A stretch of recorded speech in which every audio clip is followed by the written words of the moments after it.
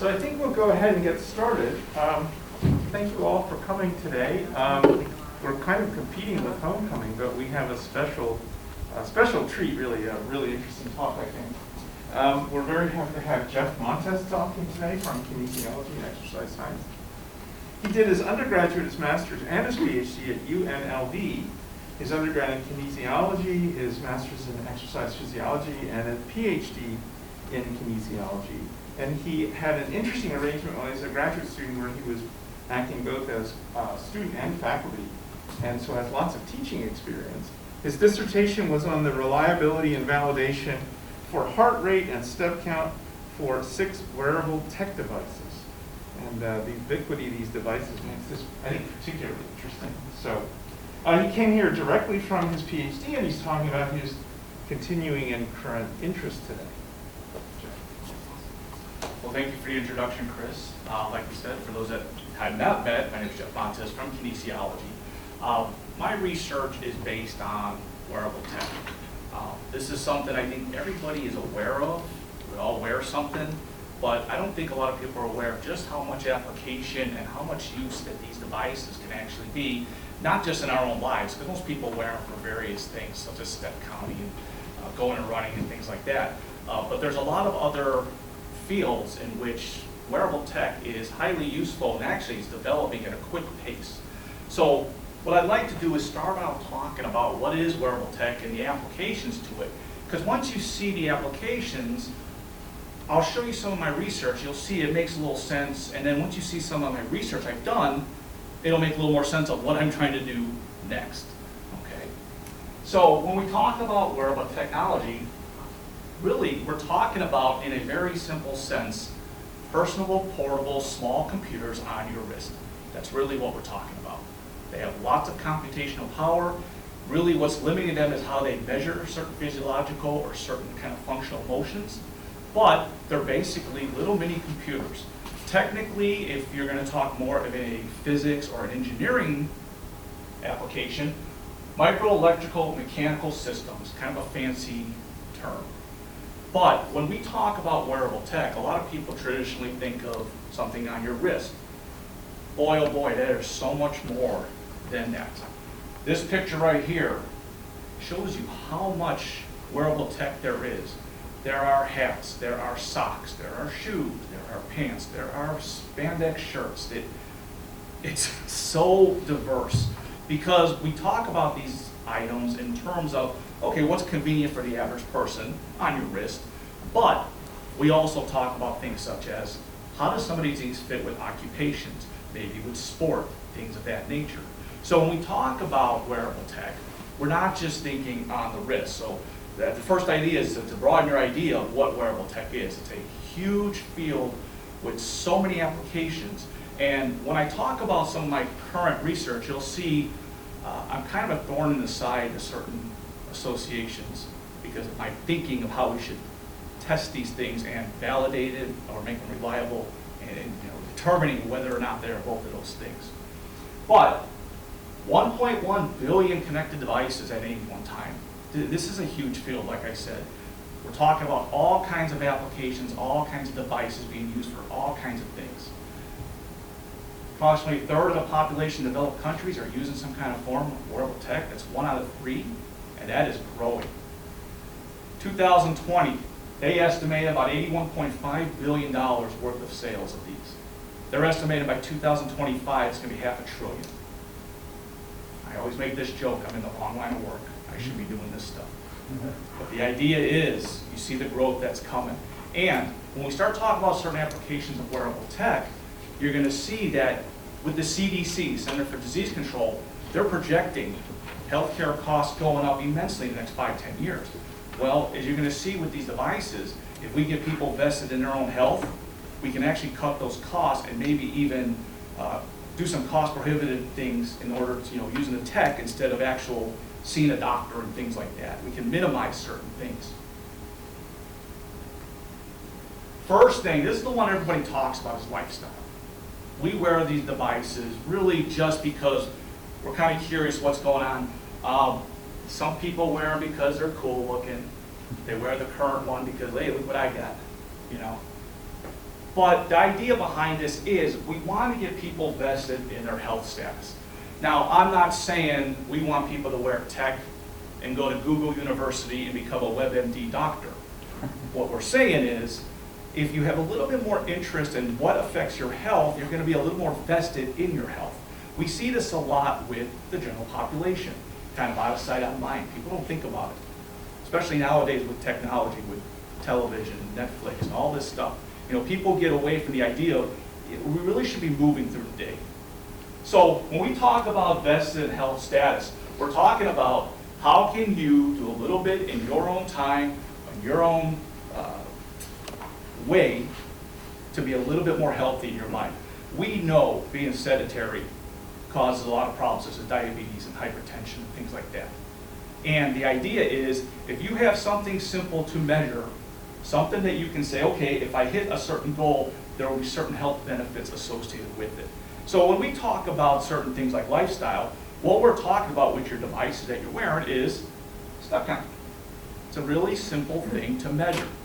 Most people on their average daily basis take between 4,000 and 6,000 steps a day.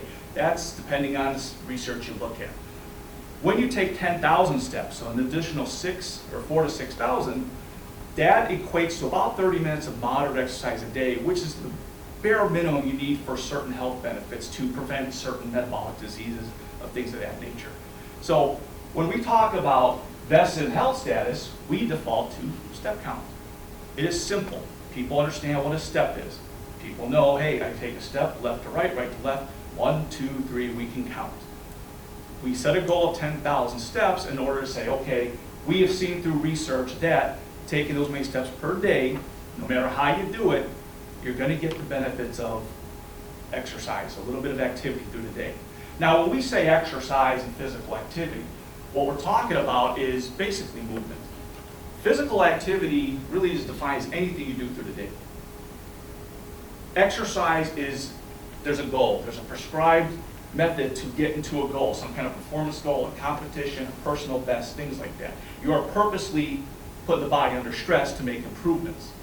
Now, when we talk about things like this with lifestyle, we're talking about physical activity. Really, that's what we're talking about, just getting people to move a little bit more. Think about their steps through the day to, again, hit that goal of 10,000 steps just for a healthy person to get some health benefits. We're trying to get people to be more active. Again, less sedentary time during the day. That's really what the goal is with steps. We want people to think about these things. The reality is only 11 to 14% of this country exercises. It's not that much. You know, we've got this prevalence of gyms, we've got all these health things going on, but really this country's kind of doing this. We got a lot of people doing nothing, we got a lot of people doing everything, and that middle ground is really becoming kind of shriveled up. Let's get people active, let's get them vested into their own health status. Again, they're not going to be doctors, but if they understand I'm hitting a certain count, I should be seeing certain gains. Now again, 10,000 is a general term, okay? They also suggest people who are diabetic take 15,000 steps. It's a little more controlling of a certain disease. Hypertension, same thing. There was a research study done where they took pregnant women, they walked them 2 miles an hour. I don't know if anybody could walk at 2 miles an hour. I have to force myself to walk that slow.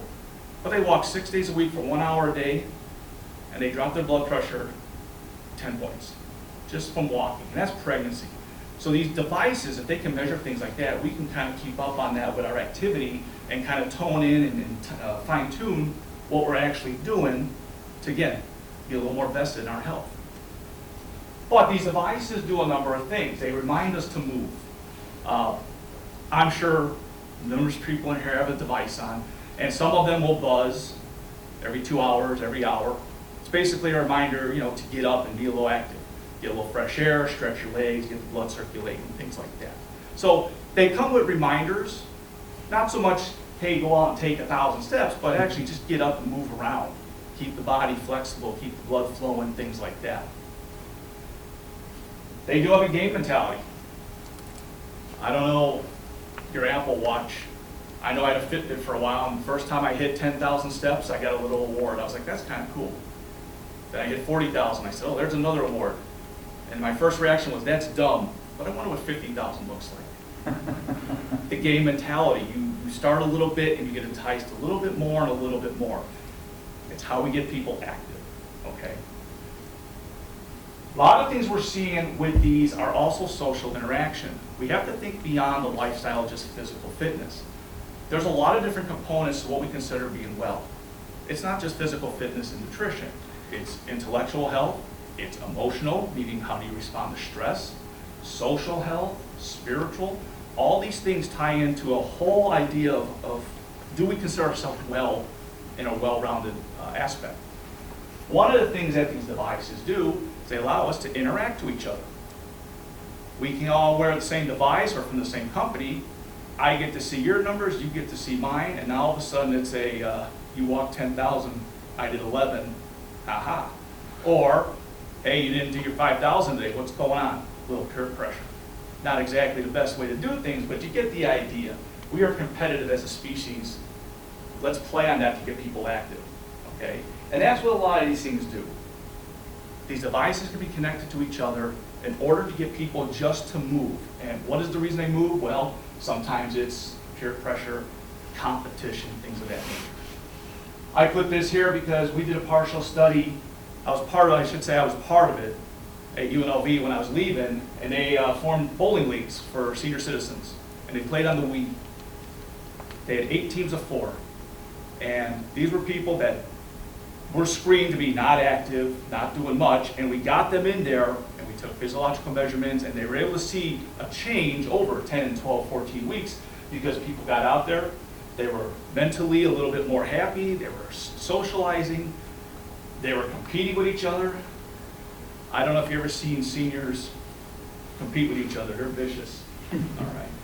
But the first group that came in was 4 men, and they had shirts. They had bowling shirts made.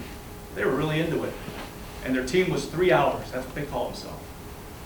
And we asked them why, and they said, well, it's because 3 hours away from our wives. We're good. But you get the idea. They were active. They were getting out there. They were having fun, which is a part of being well. Telehealth Telemedicine. This one has been going on for a long time. People just don't know about it. This started back when the internet started. People jumped on this as far as, hey, we have certain physiological things we can measure. How do we get that to a doctor? Maybe you don't have to go to a doctor. Maybe you can have it measured at home or someplace somehow and then sent to a specialist or your primary if you're not near them. So when we talk about things like telehealth and telemedicine, what we're saying is telehealth is more of the consultation phase. It's more of the education phase. Blogs, newsletters, things like that. When we talk telemedicine, we're actually talking about, okay, we've determined something, now it's a diagnosis. How do we fix it via Zoom or something like that? This is where you get into the little bit more complex ideas of, okay, how do we measure it from home? If you have a heart condition, we need to do an ECG on you. How do we measure that at home, which is half the battle, but how do we send it to where it needs to go? I don't know if you guys have ever done with like really slow Wi-Fi or internet service and you're trying to send a big file, that could be a problem. So the idea becomes not only how do we measure it, but how do we transmit it, and at the end, what do we do with it? HIPAA, things like that. We got to protect people's privacy. But when we start talking about telehealth and telemedicine, this becomes big, and it's been around for a while. People just don't really know about it.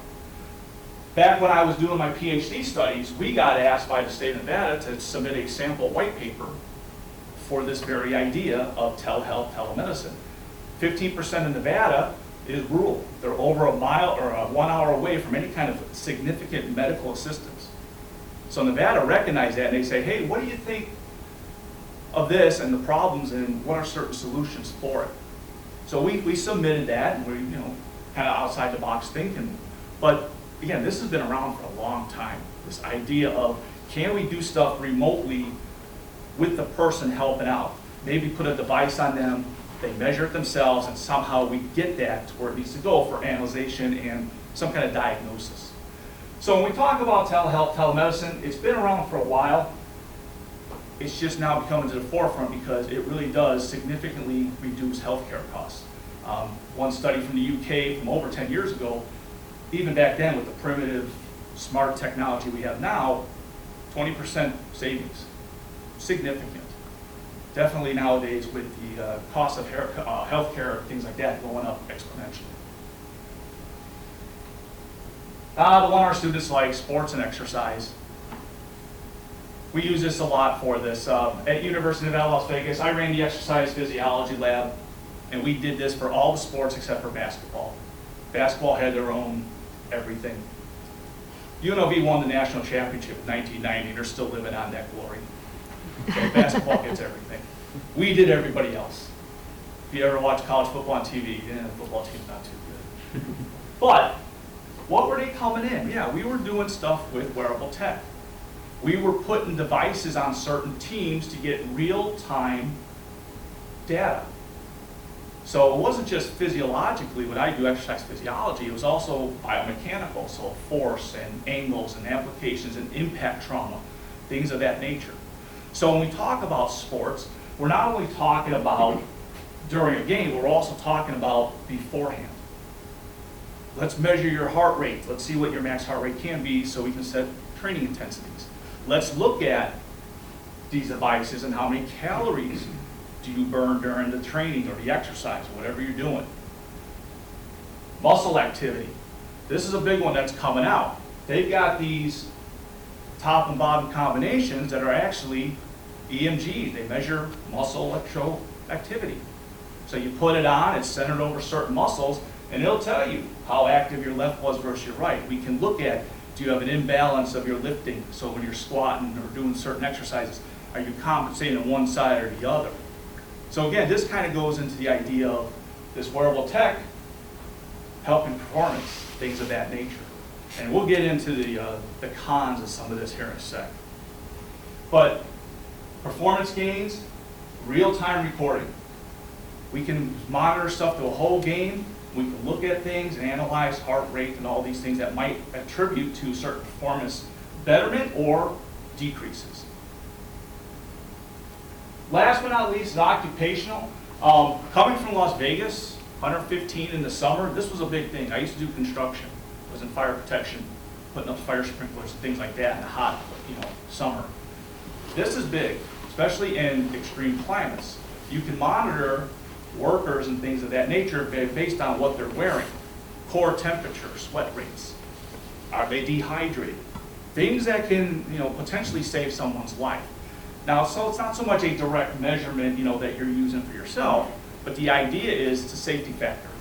They're doing a lot of things with occupational to monitor their workers in the field, especially if they're in rural areas. So if they have a connection, sometimes those devices will sense certain things and can automatically call 911. We've got a safety factor. We've got something built in. And again, depends if you have the internet and connection to the telephone, but the idea is it's better than nothing. Okay? So when we start talking about occupational things, that's what we start getting into. This device, I believe it's called the Get Up 2. You put this on your back, basically you stick it there, and what it does, it's monitoring this, your spinal flexion and extension. Because what do we see with kids always nowadays? With this.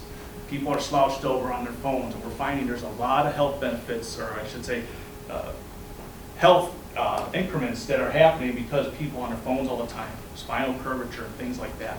So these are coming out, occupational things like that. Truck drivers, they're driving trucks, they're constantly vibrating. So there's all these devices that measure what's going on around them in order to let them do things a longer period, more safe, that there's less health risks that they have to face. This here is called the V-Move. I introduced this to the physical therapy people at UNLV. This is something, you just put it on the spine, you palpate the vertebrae, you tell the computer what, where you put them, and this monitors remotely all the movements of the spine. They can look at this for rehab purposes. Let's put this on you, let's have you do some things, let's see where you're having problems. And then we can adjust our workouts and rehab to what that says. They had never seen this before. I was like, you guys should really kind of look at this, it's kind of interesting. Now, I would never use it, this is not my field, but the idea is, they had no idea. There's so much going on that if you're not on top of it or having someone show you, boy, it's easy to get washed out, lost in the information. Now with all these, there are some there's some issues. And the issues are not just for these things, but also just your devices as they are. All right? If you're using this stuff and you're connected to other people, there's an issue with privacy. Is your data getting released? I've gotten 3 ID hacks in my life, and I don't want a 4th. So privacy with these devices becomes really, really important. All right? But the idea here is, do they actually work? That's going to be some of what you see my initial research is. Do they actually work, and are they consistent? We can't really go on until we know that those two questions are answered. But when you start getting into this, you start getting into, again, the internet. Do you have connection? Can you transmit? Can you transmit big files? Things of that nature. How do we do telehealth and telemedicine with our internet? Do we have the band? Do we have the resources to do these things? Data privacy, we just talked about, but is it fair? UNLV had what's called the catapult system. It's designed for teams. We put it on the whole basketball team. And we were able to measure all these physiological measurements in real time. But is it fair for a school that doesn't have access to these devices?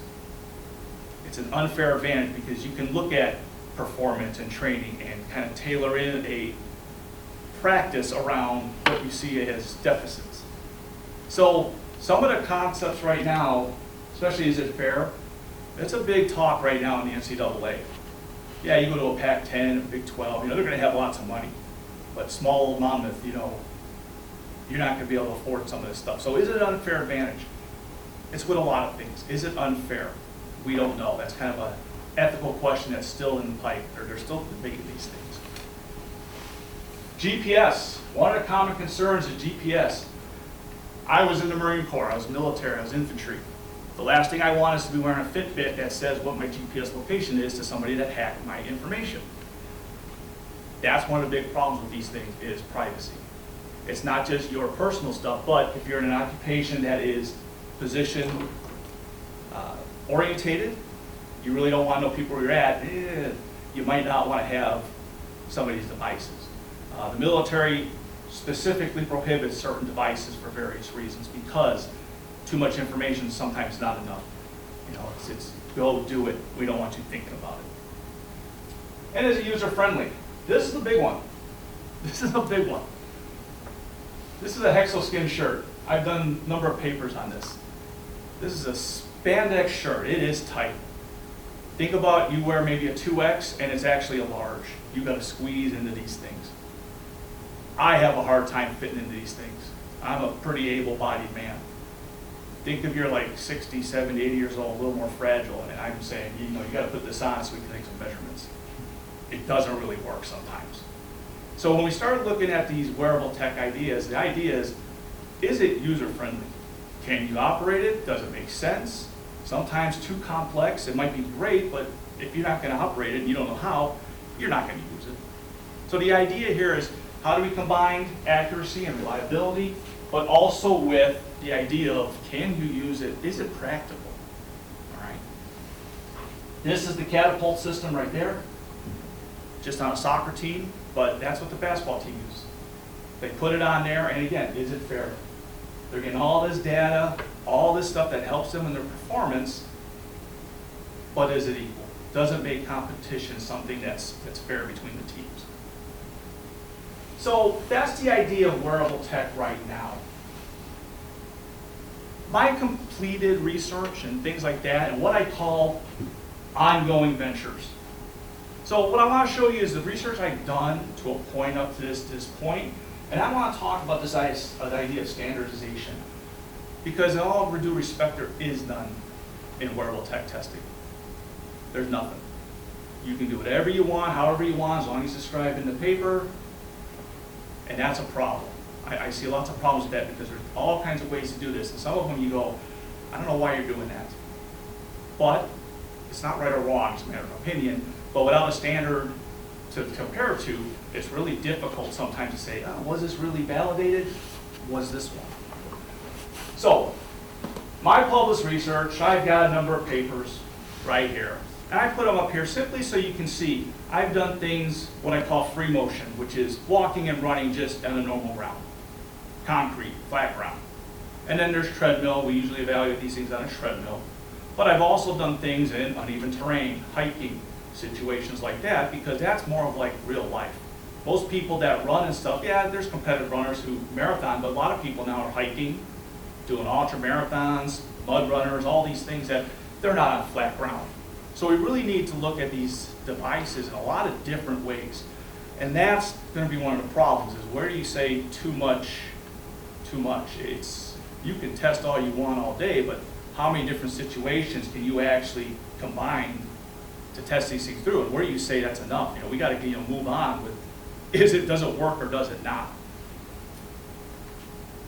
These are all devices I've worked with my short time.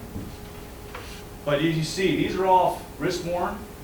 There's a shirt, there's a shoe, they go in your ears, earbuds, you can listen to music and all that stuff. Finger, they got rings. Your forearm, your leaf on your hip. That's my son. He was playing Vanna White that day for my research. I put all the devices on him. But that's usually how we test it. We try to do multiple devices at once, okay? Because when we put them on here, that position is not going to affect much as far as step count, what it determines as step count or heart rate and things like that. Lots of different research we can do with these things. This shirt here, the Hexoskin, which is again like a spandex shirt. We've done rock climbing tests. You put it on underneath your clothes. We've done it out running. We've done it potentially swimming. They say it's waterproof, but it's not. I hate to tell you. But the idea is, we test all these devices. Let's make sure they're accurate, they're consistent, and then we kind of try to move on from there, because it's no point if it doesn't even do the basics. And that's a lot of my research has been at the beginning of some of these is, let's just walk you, let's just run you in a free motion, let's put you on a treadmill, and let's see if they're accurate. Because believe it or not, they're not the same, free motion and treadmill. There are different mechanics of motion between both. But that's what I've worked with as far as devices. I have a few more that I've gotten through Sophia funding that you'll see I've got some IRB stuff in and some ideas I want to do along this line. So this is how we get into standardization. This is one of the things with my research that I've been very, I don't want to say vocal, but I have definitely put my 2 cents into the conversation. And I've not made some friends in certain places. Because the idea of there is no standardization. How do you test these things and compare them to one another if you don't have a common way of testing? Okay? Everybody has their own procedure, and it's just, some of them are just really odd, and you kind of go, I don't know if I would do that. It's just, you're stretching here. American National Standards Institute. This is the people that kind of do like technical advice for devices. They try to standardize things across industries. So you use the same bolt, the same nut, the same kind of things for various things. So you're not having to find special tools and things. They work with the Consumer Technology Association. And the CTA came up with some standards for step count back in 2016 and heart rate back in 2018. And this is where I kind of made some, not friends, let's say, because they wanted to standardize testing, which I was all for. And I looked at what they were wanting, and part of my research involves, I do the same testing over and over, and I show this is kind of a way to go or the way to think. I'm telling you, I've done it, it works. And it's not so complex like you're trying to make it. If you look at this stuff here, for step count, they only want you to test on a treadmill. They only want to test you at less than 1% grade. They want you to videotape it and then have 2 people independently count it at separate days, and they have to match exactly. That's a little difficult. It's not really practical. Last but not least, mean average percent error. You compare what you measure to what is really there with your control. They recommend 10% difference in all cases. That's not really realistic, to be honest with you. A lot of the research that I have seen and that I have conducted on a treadmill, because it's a controlled situation, you should be less than 5%. When you're walking, again, we have things we walk around and people and stuff like that, that is 10%. So that's one of the things I've argued for standardization with my papers I've written is, yeah, not everything, it's not a one size fits all. We need to have different standards if you're walking in a treadmill and just walking on concrete stuff. Also, 1% grade, less than 1% grade, that really doesn't mimic real walking. Real walking is pushing against the ground and propelling yourself forward. Treadmill walking is assisted, that belt is moving. It's a different set of gait mechanics with your arms and your legs and things like that. So you can't just say, let's do treadmill only. It just doesn't work. They're not the same thing. And that was one of the papers I wrote was, I looked at a number of devices and I said, here's jogging and treadmill and free motion, and here's walking in the same. And I looked at all 4 conditions, and they were all different depending on the device. So again, it becomes a matter of, okay, where do we draw the line? Where do we say, okay, what do we want to do and what don't we want to do?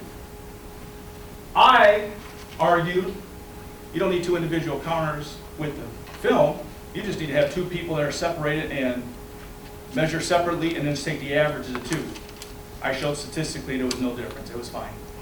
And that was one of the things I argued to them.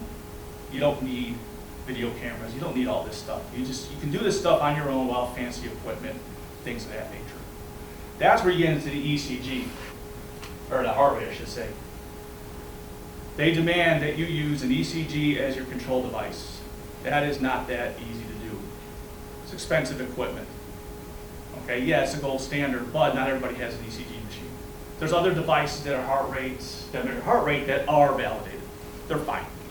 Why not use those? We don't need to use fancy equipment of this nature. But they also talk about only on a treadmill.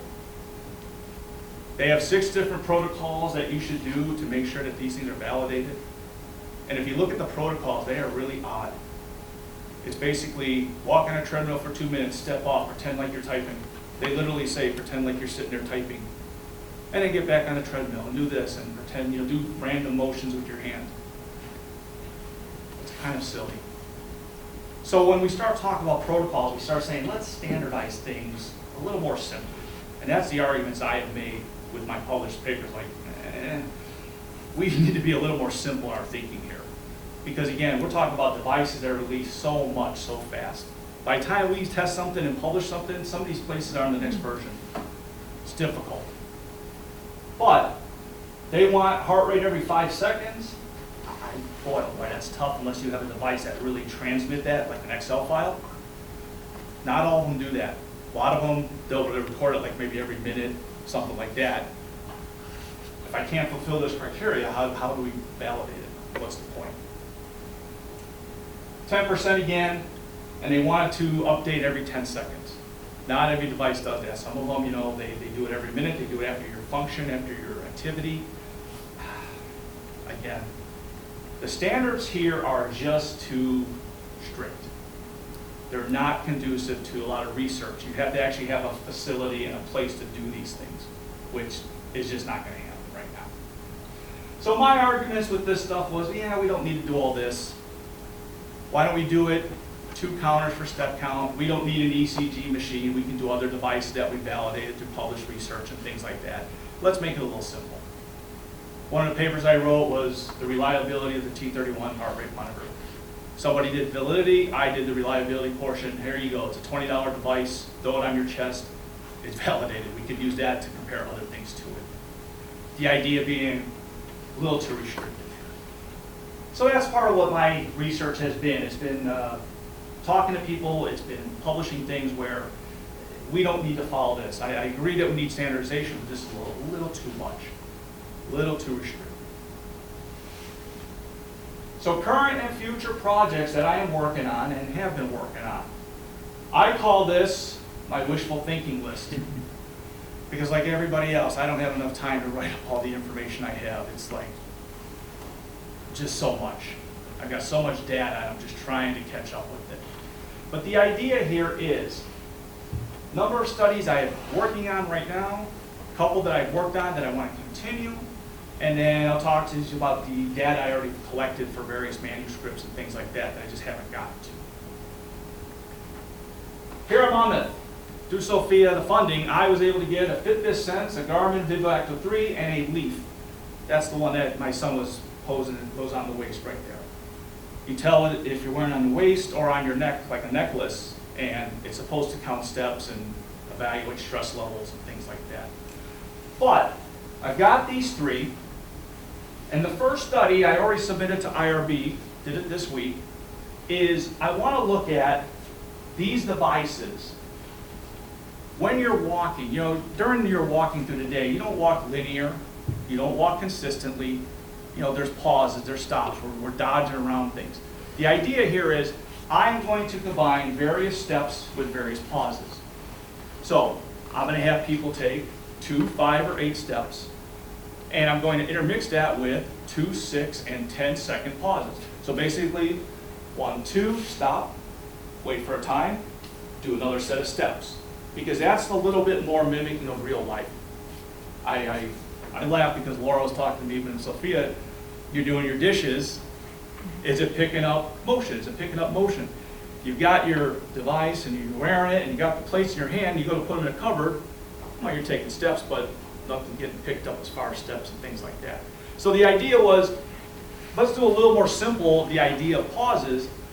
Start, stop, see if the devices, their logarithms, their mathematical formulas are detecting, is it actually motion and movement? Is there steps actually going on? So that's something I've submitted to IRB already, and that's something I'm going to get started with. One of the things I've done, I've been running the kinesiology club, and I've got several students coming, and I've got them beginning to get their city training and things like that, because I've told them about research and opportunities and things like that. So I'm getting them prepared to start taking on some of this with me, get experience with the research. This is simple in the overall scheme of things, and this is something with students, you can ease them into the research and kind of show them what's going on. The second thing I'm going to do as soon as I get this one approved, or as soon as it is approved, I should say, we're going to look at flights of stairs walked. This is another topic that's come up with a lot of people with the wearable tech. A lot of these devices say, hey, we'll count how many flights of stairs you've gone up and down. So we'll count the steps, but also how many flights. And I'm hearing from so many people that they're so inaccurate. So whatever these devices are using to measure what is a step or going up flights of stairs is obviously there's a disconnect. So one of the things that we're going to do is, I'm working with UNLV right now because we're going to do a collaborative research project with their devices, our devices here, and we're going to do a combined paper to say, okay, going up and down stairs with all these devices, which ones are accurate, which ones are counting, what's the percent error, things of that nature. So these two, pretty simple, nothing fancy. Reliability, validity, this is easy. We just set up walking, we have people count for steps, things like that. We can do that with these devices also. Something I can mimic with a treadmill, outside walking, no big deal. I've done this with several projects and devices. We're going to work on that too. Now, about 3 weeks ago, I went to Utah. I went there for a research project. I do collaborative efforts with Southern Utah University, University of Nevada, Las Vegas. And one of the things we did was we have a set of devices that they are testing. They brought them. I went there because of my expertise with this stuff. I've done a lot of this research already. And what we did was, we have a bunch of devices on people, and we have a portable respiratory unit. This is a validated unit that measures heart rate, it measures pulmonary volume and respiratory rate and all these things. It's called the Cosmed K5. And we use this as our control for the devices. And what we did was we put people on a bike, we walked them, and then we ran them for 5-minute increments. So we want to see, is the device picking up certain things such as heart rate? Is it measuring certain physiological functions? Because there's a difference between riding a bike and walking. Is there interference with the devices and what it's trying to pick up? So when you're walking, there might be some interference as opposed to holding on the handlebars and things like that. So what we were looking at was heart rate, which is kind of easy, but these devices are dependent on counting steps and motion and movement in various ways to calculate the calories you use. Well, it doesn't really help if you're on a bike and your hands are stationary on handlebars. It's not really picking up. So is it going to measure calories even if you put it in the mode for cycling? How accurate is that going to be? So this was one of the things that we were looking at in Utah. We use this as our control. That's just someone wearing it as an example. And we were looking at these things with these conditions here: walk, run, cycle. One of the other things we were doing up there, music and the environment. I know everybody's scratching their head right now going, what? Music and the environment. One of the PhD students that was up there is doing a lot of research with the environment and stress. And one of the projects he's doing is, when you're walking in nature, does music affect your appreciation of nature and your stress levels? So what they did was, they had people fill out these big questionnaires. There was a lot of them. And then they said, go wander off somewhere by yourself and sit for 5 minutes and then answer the questionnaires again. Then they did it again with music. And then they did a walk study. They said, go walk for 10 minutes out, but keep walking. And then do it with music. We had a bunch of different settings. And it was interesting because, I'm not going to lie, at first I was like, really, Rob? This is kind of silly. But I noticed when I was walking with music, not so much sitting, when I was walking with music, and again, this might be me having former infantry, when you take away one sense, my head started swiveling. I was using the other ones because I'm kind of cognizant of what's around me just from natural life. And I told them, I said, maybe this might be a different study with people from the military or something like that, where you take away that sense of hearing, or it's obstructed, and what happens with the other senses? You become more aware with your sight, things like that. And that was just something I brought up with them of like, I know what you're doing here. Is music helping your appreciation of nature when you're sitting there and you're walking, you're listening? But maybe there's another aspect of this research you could look at. Future. I started a bed rest study. The idea of telehealth and telemedicine. I started this at UNLV many years ago. And the idea behind this was, I wanted to put the spandex shirt on you, the Hexoskin, and what I did was I wanted to put people for 30 minutes at a time in 5 different positions. So on their belly, on their back, and then left and right side 90 degrees, and then basically like they're in a hospital bed at a 45-degree angle. I did it for 30 minutes for each position, so it was pretty time-consuming. I started this. I got 6 people done. I had 3 people come on a Saturday, 3 on a Sunday. I stared at them for almost 12 hours. Not fun, it was boring. But the idea was we mimicked bed rest situations. And I wanted to see if the shirt was measuring what it was. Because again, walking, we could put straps on sensors, we can put them in tight, but when you're laying down for 30 minutes, we wanted to see did movement kind of move the sensors and make them more inaccurate. But I also had a scale that said, how did you feel after 30 minutes? Was it comfortable still? You put something on for 5 minutes, you go, oh, that's okay, but after 30 minutes of wearing something tight, again, if people don't want to use it and it's not conducive to them wearing it, they're not going to. They might do it once or twice, and after that, it's like, I don't want to do it no more. So I did this. Unfortunately, after the second week, I got back the same 6 back in the same order, and 6 done. I downloaded everything to Hexoskin on their profiles, and Hexoskin went from version 1 to version 2, and it corrupted all my data. So 2 weekends of staring at people on a bed, wasted. But the idea is, if we can get this stuff on a bed rest situation, so somebody that's elder, somebody that's senior, somebody that's bedridden, and can't get to a doctor, maybe we can do these measurements in their own home, and then we can figure out how to transmit it to their doctor. So I wanted to see if that worked. Unfortunately, it did not because of the corruption. But the idea is that's still something on my radar that I want to do. We still have the hexoskins and all that stuff at UNLV, so if I start this up again, I just have to do it as a collaborative with them. But the idea here is I'm thinking about telehealth, telemedicine. And I want to see, can we start looking at certain devices to do these things in order to reduce costs, reduce inconvenience on people that maybe can't get to a doctor and things of that nature. Cycling, I have a published paper on deception of people running on a treadmill. So the idea is, if you're aware, we do certain things called VO2 max testing. And the idea is we elicit a maximum heart rate by exercising somebody at their max intensity. So we put them on a treadmill and they run as hard as they can. They're basically at failure. And we get how much oxygen they're using, we get their heart rate at that point. And I did a study on this where, with runners, experienced runners. So I had them all come in the first time.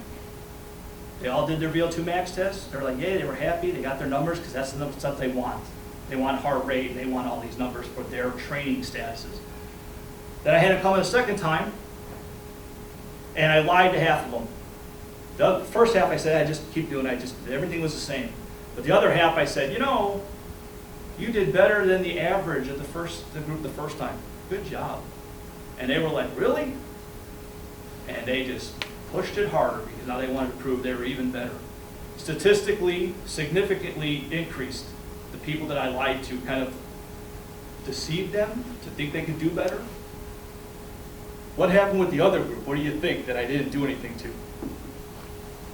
They went down. They got their numbers. They didn't care.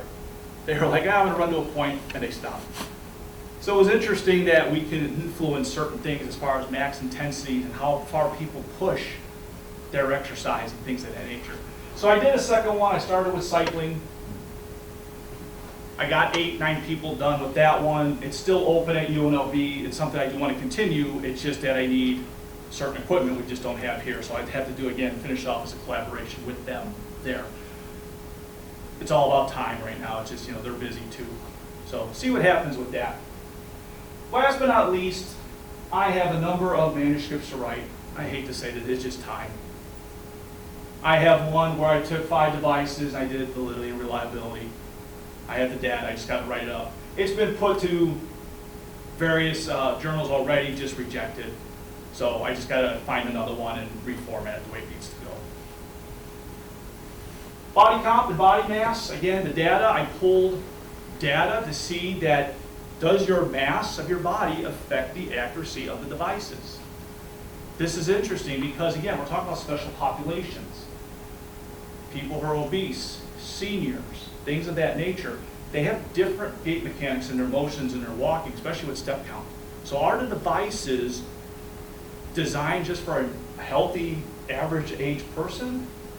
Or seniors, can they punch in some data and it automatically assumes, okay, there's a different mechanics behind the person, the way they walk, things like that. Same thing with people who are obese. And that's what I was looking at here. It was people who are just normal, and I guess we consider healthy weight and stuff, we walk more forward to back. People who are obese have more of a side to side because their center of mass goes back and forth, so they have a little bit more wavering back and forth. Does that affect the accuracy of devices? Those are the people that really need to know if these things are accurate, because they're the ones that are using it to count steps and things like that in order to lose weight. So I wanted to see, are we marketing just to people that are using it, or are we marketing and can it be used by people that actually really need to use these things? It would be more beneficial for them. I have the data for energy expenditure. I didn't have the portable unit like we did up there in Utah when I did this. So it really is just a reliability study. Are the numbers consistent with the 2 protocols they did, same time of the day, 1 week apart. And then last but not least, this is kind of off the record here, right? Not off the record, but not so much wearable tech, but blood analyzer. I did some research, I pulled some numbers. We want to see if the values for this blood analyzer are reliable for use, things of that nature. Again, it's data I have, it's just I have to write it up. With that said, guys, that's my bibliography. Those are the standards should you wish to read them for heart rate, step count. You can read through it and kind of see they're really, really not conducive to research outside of like a lab that has a lot of equipment and things of that nature. With that said, I'd like to open it for questions and anything you have.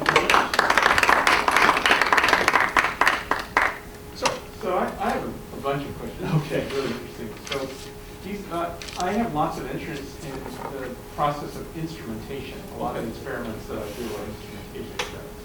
So do you have a sense of between Fitbits, how reliable are they? What I mean by that is, you go to the store and there's a rack of them. You Sure. pick one off, you put it on, and you wear it, right?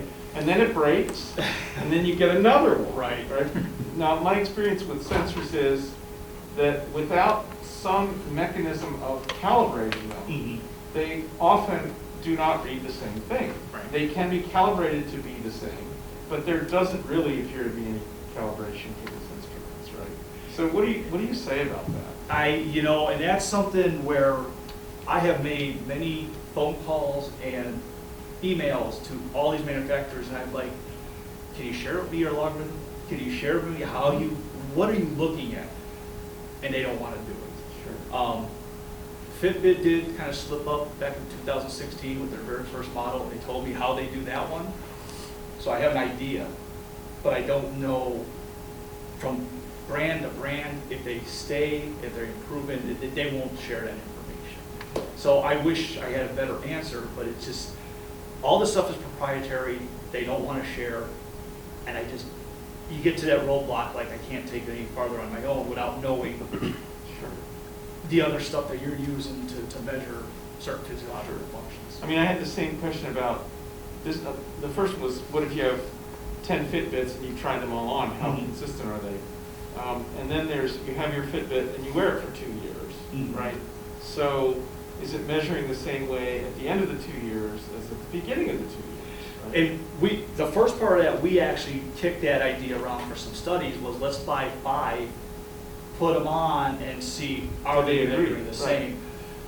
Again, this becomes a matter of how far do you want to take certain testing? Because what I propose is, okay, let's do it free motion and treadmill, walking and jogging. Okay, those are just basic functions. And then I said, okay, that's where the study with the pauses came in, along with what Laura was saying during Sophia. I was like, yeah, I get the idea, you start, you stop. Because the first Fitbit algorithm, what they did was they said, okay, it measures what it considers 5 steps. When it hits 5, that's when it starts counting at 5. So it says, okay, you took 5, what we think are steps, let's start counting. So 5, 6, 7, because it's assuming you're walking. If it doesn't reach 5 within a certain period, it starts at 0. So now you get into that idea of, okay, I take 2 steps, and I stop. Putting away the dishes in my kitchen. Right? Exactly. Right. And that's where that study, the idea came from various people saying, I don't think it's picking up all my pauses and stops. So that became the second part of like, okay, if we're going to look at the basic motions and movements, now we got to look at, okay, what is real life as far as pauses and start, stop, and all these other things. We don't walk linear, we walk around things, and is that affecting when you go on a curb, or again, treadmill, different kind of mechanics. Yeah, I don't know. It's it's tempting to say. My temptation, again, because of my interest in instrumentation, is to build my own instrument that I have complete control over and knowledge of. Yeah. And then start using it as a benchmark to compare everybody to. And it's funny you say that, because back in like 2000, I think it was 16, I was reading an article, and it was people that had that same idea when these things really first came out. And what they said is a bunch of engineers, and what they said was, let's build the perfect, what we consider that works. Let's not worry about aesthetics and things like that. And what they came up with was 1 on each wrist, 1 on each ankle, 1 on each hip. And they were like, they tested it, and it was wonderful. It worked so well for so many things. But when they put it out, kind of like, hey, what do you think? People are like, I am not putting on all these devices every day. I can't remember my phone and my watch. You want me to put this stuff on? So that's where you get into the aesthetics. Is it user friendly? But then maybe you need a designer, right? So you need shoes that have it in, Yeah. and socks that have it in, and a belt, right? I mean, Yeah, it's amazing, like, again, I hate to say this, we're human. Look at the new Apple Watch, look at me. You know, aesthetically looks good, well, does it work? We don't know, you know, or Fitbit or something like that. And again, you can put these 6 devices on like these engineers design. Right. Does it look good? I don't, you know, maybe you just don't want to wear it because of that reason. Because it looks so good. And that's one of the things with the Hexoskin, the spandex shirt that I brought up in my papers. Because when I was putting this on people, first of all, it was really hard to get on. It is tight. Okay, me as a healthy human male, I had to fight with that thing like you wouldn't believe, because it is so tight, because those sensors have to be pushed on. Of course. Think about somebody that's elderly or frail. Yeah. It's a great idea, but how do we get it It's on? not going to happen. Well, one of the other things I brought up was, I had to wet the sensors. Okay, that's great if you live in a warm climate, but what if you live in Alaska or something? You put this on, now you're wearing wet, you know, devices underneath your clothes. It just doesn't work. You know, it's a nice concept, but, you know, it might not work. Yeah. So, really interesting. Yes, sir. I don't know if this is something you can study, but has there been any research on, you know, now that you can kind of individualize exercise, has this had any effect on people's like propensity to go to gyms or play team sports or anything like that? Not so much, they haven't done the research on does it like make you want to go to the gym and things like that, but what they have shown is the basic of what I was talking about, that it does increase significantly people's awareness of physical activity. So they might not be going to exercise, but they are definitely being more active. And that's kind of a funny thing in our field. When you say exercise to someone, they say, oh, no, I ain't doing that. And I say, well, do you like to walk your dog? Yeah, well, walk your dog really fast. You know, so they're exercising, but we're not calling it exercise. They're just being physically active. And that's why I was wondering if the people who might have formerly gone to a gym or formerly, you know, played soccer or something, if they decide, oh, I can just exercise by walking the dog instead. Sure. Do they drop their gym membership? Do they quit the Yeah, I sports don't league? know anything about that, to be Okay. honest with you. That's a little bit beyond what I've been looking at. Sure. But we do know it definitely has increased activity levels, but in other ways. People just get more social. That's where the idea of 10,000 steps came from, was from Japan. People would walk, and they found that these doctors found, like, these walking clubs they were part of, they just inadvertently found out that these people had lower rates of diabetes, cholesterol, and they started looking at this and they said, oh my gosh, let's set a goal of 10,000 steps, and that's what, you know, most people will get the health benefits at. And then further research came out with, you know, diabetes maybe 15,000 would be a little more appropriate. So it is increasing activity, but I wouldn't say exercise per se. Cindy? I am like going back and forth on my question. I sort of have two, which is for the average person, right? So I'm wearing my wearable tech. I'm not going to exercise today. It's told me to stand up. You know, it's counted steps. I checked my heart rate while we were in here, which I've never done on this watch before. Someone like me, like the reliability and the validity, how important is that for the person that like the watch or the Fitbit is just trying to motivate you or make you more mindful about your activity? And that is something that's been brought up, and it really depends on your view on it. I personally, being exercise physiology, I just want people to get active, okay? If it's not accurate, even in a little bit they do to get more active is a win for me, okay? So, and that is some of the questions people say is like, well, average person doesn't know what we say when we say reliability, validity, and all these fancy terms. We get it. But where it comes into play is, again, people who are obese. We have to make sure, are they actually making the steps? Is it counting so that they actually know where they're at as far as calories and things like that? So it kind of goes back to Chris's question of where do you stop all the testing? You know, we can do certain things, but okay, we can do this for the average person, but now do we also do the same testing for a senior or somebody obese? It's a big, broad question, and it's kind of a cop-up, but I don't know the answer to that. So it like makes me think, and I know I asked this of your students at Sophia, but as a psychologist, I think about like, okay, what happens when things go wrong, when it becomes pathologized? Right. So the gaming system, right, that's designed to say like, oh, Andre walked this today, so now I'm gonna walk this. Mhm. The people that I see in my office, like, I have to walk this now, I have to do so many more steps than Andre, it becomes a disorder. So is there something in wearable tech, or do you think it's possible for them to start, like, to say like, hey, slow down, too many steps today, too much Yeah. activity? I think you're on the right track with part of it. It's just like with exercise physiology.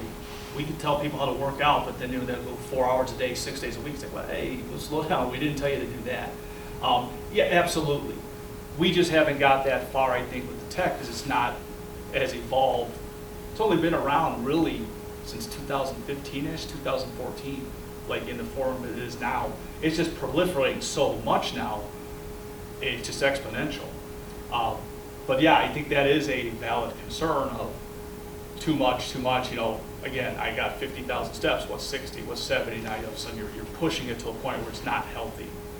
We just haven't got to that point yet of thinking about that in the research. I have never seen anything that indicates that, but it is a good idea. I like that idea, to be honest with you. Was there another question? I think that's, I mean, this is so fascinating to me. I think you did great, which was the other thing I wanted to say. So let me ask one last question, for me at least, Okay. of the 10 zillion that are in my head right now. So, okay, imagine you want to do more of it here at Monmouth College. Okay, what is it you need here? Like, we're going to go tell the dean this, right? Gotcha. Or we're going to write a grant proposal or something like Sure. that, right? Do you need collaborators? Do you need stuff? Do you need time? Do you need a lab? What? Right now, I think the biggest things we would need would be space. We've got the room that's distributed to us, but that's not really a controlled environment. Okay. We would need treadmill. We would need a respiratory cart. That's that portable version you saw, Right. but there's actual units that we would need. That's actually what we would like to do for things like heart rate and volume of oxygen, all that stuff. So you need stuff. We need stuff. Okay. A lot of this stuff is easy to do once you have the equipment. That's the issue. Like I said, we can do step count outside LOM. That's why with the Right. CTA, I was like, why do we need to do these things? We can do it with clickers, and I've shown that statistically. So who are people that you could write a grant proposal to get this stuff from? Is it the National Science Foundation? Are there, I mean, I haven't the gotten people that who make, far as yeah, I far mean, as the what I people do. who make Fitbit, Mhm. like, can you write a proposal to them? I mean, See, now that's interesting you said that, because I've been in contact not only for, hey, give me the algorithms and Right. things like that, but I've also said, hey, if you give me some free stuff, I'll test it, but you know, you don't control whether I publish or not. You know, you're going to take Right. the results, and Right. nobody's taken me up on it. I've had several phone calls, Catapult and Right. Athos, which is the stuff that measures the muscle activity. Right. I've talked to them numerous times, and they're like, well, you know, if we give it to you, we want to review. I said, no.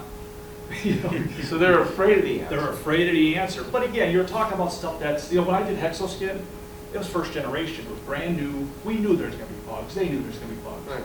So I guess it's how confident they are in their product. I don't know, you know, because I trust me, I've gone this route of, you know, I'm a poor college student, can you donate some equipment? Yeah, I mean, development's working on it because we were asking for I mean, it's the same stuff that we're wanting for the health science major and some of that stuff. Yeah.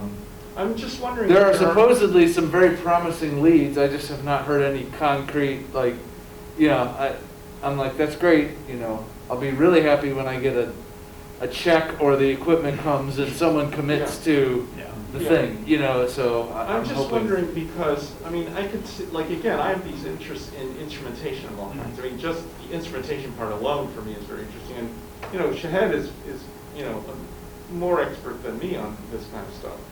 So I'm just wondering if there aren't some kinds of collaborations we can imagine that could involve writing grant proposals that collaborate across these disciplines, which would be really interesting, you know. And I mean, I can imagine the physics and the engineering students being very interested, especially in the data acquisition part, Mhm. you know. Yeah, like UNLV, you know, obviously bigger school, but Right. we were collaborating with biomechanics and Right. engineering, mechanical engineers. Right. You know, we had a lot of stuff going on where they brought certain equipment, and we brought Right. certain equipment, Right. and it was a And collaboration. there are different ideas about what, I mean, they're going to be interested in different things, Mhm. right? But that's okay because they fit together well, Yeah. right? And that's a lot of what we do, is we do collaborations, they pull their data, we pull ours, Right. but we just do it at the same time. Right. So Right. it's just more efficient that way. Okay, we Um, should talk sometime. Yeah, we'd also need an ECG machine. I'd like to throw psychology into the ring. I think we have a lot of students that would love research like Sure. this as it relates to attitudes and behaviors. Sure. Yeah, it goes along with what you're saying, how much is too much, or what are the psychological things that go into, because we're just talking the A and B's here, the basics. It's a number, it's a step count, what's the result? But there's, like I said, different components of wellness, your emotional response, stress, intellectual stimulation, all these things play into it. So I'm sure there's other factors that I'm not thinking about because it's just not my field, but obviously you're going to look at it from a different point of view. Yeah, if you want to collaborate on some stuff, I've got students that would. Yeah, I'll sit down and, like I said, we were on IRB, so, wait for my. We'll get it back. I mean, actually, it's very interesting because these, a lot of the things that are interesting to measure, I mean, like for the research I already do, I measure temperature, pressure, relative humidity, position, et cetera, for a variety of other things. It's very related to this, Yes. actually. So I can imagine all kinds of interesting experiments. Yeah, and I'm just talking heart rate, step count. That's the basic things I look at because it's Right. easy. Right. A lot of these devices now, stress indexes, thermal regulation, Sure. sweat rates. It's the technologies. Like I said, it's Right. expanding so fast. It's hard to keep Yeah, up. and the technology is interesting because the sensors themselves are getting smaller and cheaper and better. Exactly. And the control systems for them are getting smaller and cheaper. And the tools for building these packages are getting better as well. So, it starts to become really accessible to undergraduates, for example, that you can actually do this. Yeah, and that's the whole goal. Like the Right. simple stuff. Got city training going, and let's get you Right. into some research. Really actually do it, as opposed to, 15 years ago, it would have been very hard to do a lot of these things. Yes. Yeah. Yeah. No, it's just getting immersed in it, taking care of it, and trying to simplify what we can do. Really interesting. Yeah. Yes, ma'am. Well, I actually come about this from a different angle because, as people who know me for a while know, I lost 130 pounds with my Fitbit and my FitnessPal. And there's a whole lot of garbage precision going on, and that's part of the game. It's part of the psychological part of gaming this. So I record everything that I eat. So if I eat an apple, I weigh the apple, and then I eat the apple. And then I weigh the core of the apple, and then I subtract them, and then I put them down in my FitnessPal. Now, I weigh the apple to 3 decimal places in grams. By the way, this makes me crazy. This makes But me crazy. Okay. I understand that the reason that I'm doing this Is to because- make me crazy. No, it's because every time I can do subtraction out to 6 decimal places in my head, it gives me a thrill. There's a reward. And, there's the step count. I know exactly what the difference is between the step count on the iPhone and the Fitbit. And you know what Fitbit palsy is? This is when you walk and you move your arm like this while you're walking, and you get 2-3 times as many steps that way.